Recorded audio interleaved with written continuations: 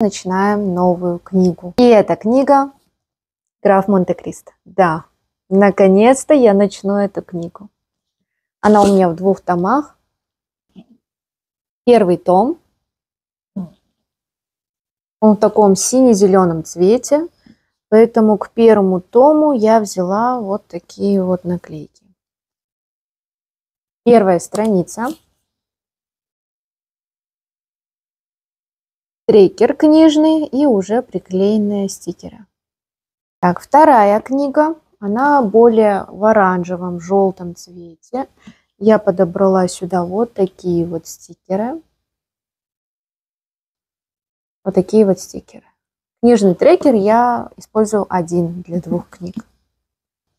2 книги, стикеры, ручка, текстовыделитель и, конечно же, наша бумага для заметок.